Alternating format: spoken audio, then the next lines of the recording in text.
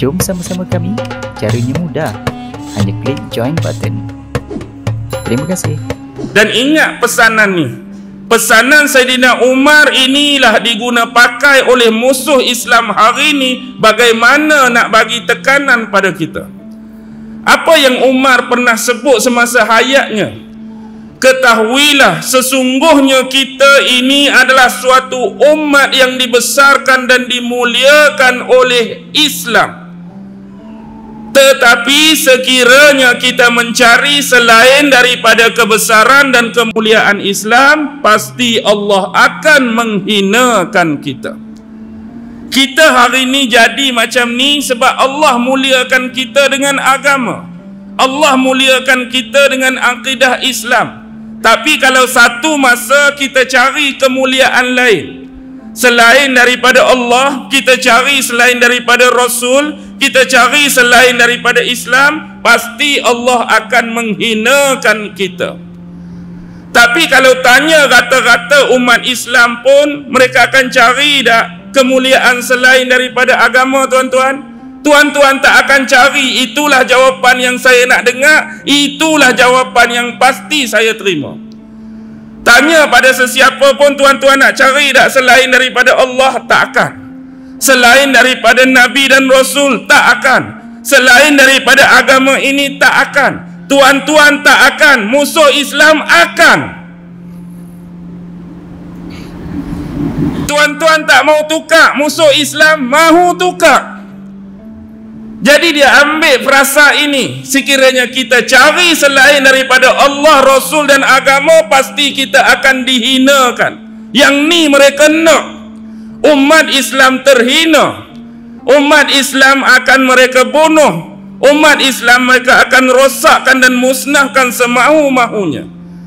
Maka mereka perlu merancang strategi-strategi yang ampuh, strategi-strategi yang penting, strategi-strategi yang kuat bagaimana nak menjayakan misi menghinakan umat Islam dan menjauhkan mereka daripada Allah, Rasul dan agama. Ya benar, kita hari-hari nak meningkatkan kefahaman pada tiga tadi. Tu yang tak berhenti kita ni. Dakwah hari-hari. Ustaz tu, ustaz ni, penceramah tu, penceramah ni, da'i tu, da'i ni. Tuan-tuan pun tak berhenti. Masjid tu, masjid ni, surau tu, surau ni, madrasah tu, musalla ni. Semata-mata nak mempertingkatkan kefahaman dan ilmu tuan pada Allah, pada Rasul, pada agama, pada syariat. Tapi orang hak kita tak kenal, yang disebut dengan istilah a'da'il Islam, musuh-musuh Islam, dia tak mau ini semua.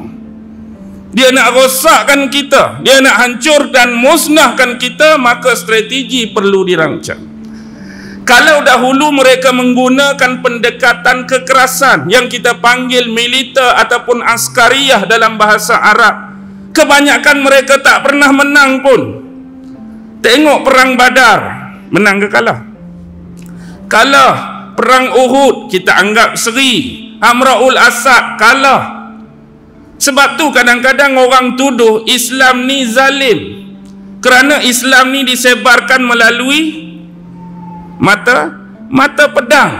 Seolah-olah Islam ni agama paksaan, Islam ni agama ancaman. Tak masuk Islam, kami bunuh. Tak mau masuk Islam, kamu kena bayar cukai. Tak mau masuk Islam, kami paksa juga masuk Islam. Itulah gambaran-gambaran yang diberikan kepada Islam sampai Islam dituduh apa? Teroris, penjenayah besar, agama paksaan. Tapi yang sebenarnya perang Badar, siapa serang siapa, tuan-tuan? Siapa yang mulakan dulu? Ya, memang pada awalnya rancangan Rasulullah cuma nak sekat dan menakut-nakutkan kafilah Abu Sufyan yang baru balik berniaga, yang melalui jalan pesisiran Madinah. Memang Nabi tak ada niat nak perang pun, cuma nak tunjukkan kekuatan. Dulu kamu halau kami, dulu kamu usir kami, kami dah ada kekuatan hari ini.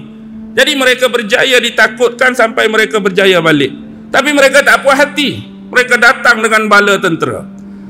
Jadi tanggungjawab Rasulullah dengan sahabat, bila orang apa dia tu panggil, bila orang memberi kita merasa. Bila orang apa satu lagi tu, bila orang cabar, kita terima. Peperangan berlangsung. Perang Uhud, siapa datang dulu? Depa juga, sebab tak puas hati kalah perang Badar. Depa juga, sebab semalam seri tak puas hati. Esok kan terusnya terjadi peperangan, tuan-tuan. Selepas perang Uhud, esok tu nama dia perang Hamra'ul Asad. Cuma kita jarang cakna dengan perang ni. Kalah juga, balik juga. Lepas tu hak lain tu kerana apa? Adakah kerana Islam paksa? Tak. Kita berperang kerana pengkhianatan perjanjian. Bani Quraizah mengkhianati janji dengan orang Islam, perang. Bani Nadir mengkhianati janji, perang. Bani Qainuqa khianati janji, perang. Lepas tu mereka pula, orang Madinah ni, pi pula panggil orang tu, panggil orang ni, akhirnya mewujudkan tentera bersekutu. Perang Ahzab pula. Dulu sama-sama janji nak bantu Islam, tiba-tiba dia pergi panggil orang luar, mereka jadi tentera bersekutu nak ganyang Islam. Kita yang zalim ke? Kita yang teroris ke? Kita yang mengancam orang ke? Tapi kalaulah benda-benda ni berlaku dalam sejarah, siapa yang naik? Umat Islam dan agama Islam. Jahatnya umat Islam, terorisnya umat Islam, penjenayahnya umat Islam.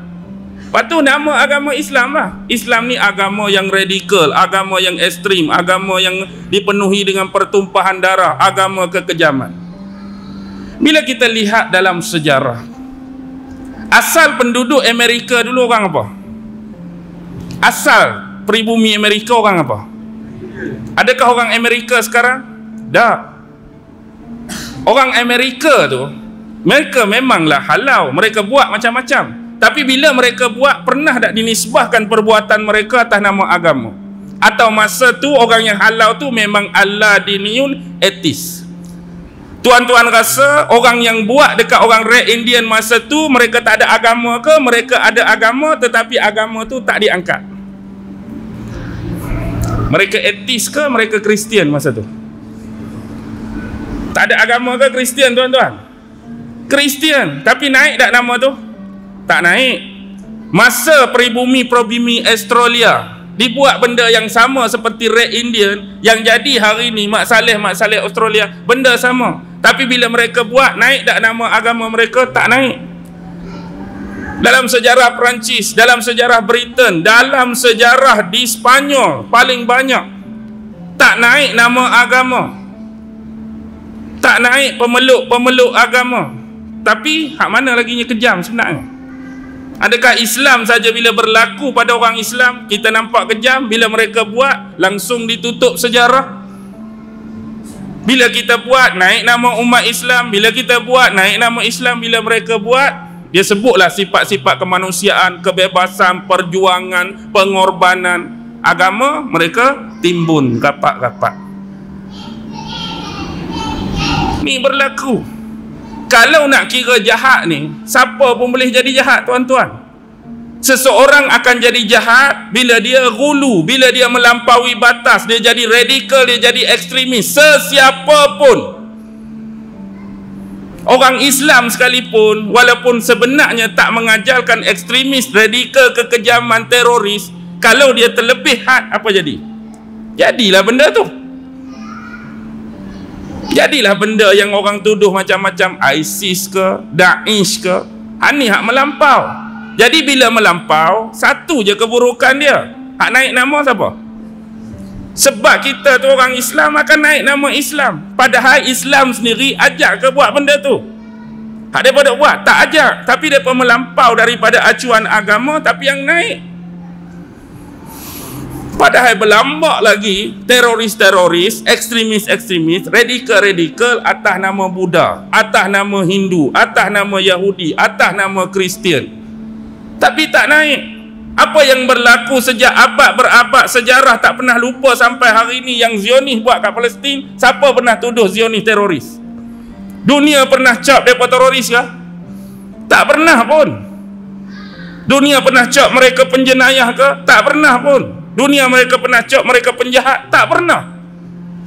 Kenapa ada dualism di sini? Kenapa pilih kasih? Kerana apa? Why? Sebab iklam ada dengan mereka. Apa dia iklam? Informasi. Apa dia iklam? Penyiaran. Apa dia iklam? Media mainstream. Jadi pelaporan yang diberikan mungkin berlaku berat sebelah, mungkin fitnah memfitnah, mungkin cerita tak betul dibetulkan, mungkin cerita sebenar ditutup. Sebab hari ini dalam dunia global, siapa yang boleh pegang informasi media, dia akan boleh kawal dunia. Betul atau tidak kenyataan macam ni? Betul. Tuan-tuan boleh kawal dunia. Dengan berita-berita palsu tuan tabur dan viralkan dalam masyarakat, berkemungkinan orang percaya dengan cerita tu. Cerita tu tak ada asas pun, cerita tu tak betul pun. Tapi dengan buat kerit, gaya penceritaan, gaya tulis apa menyebabkan menimbulkan kepercayaan orang pada cerita yang kita tabur dan viralkan.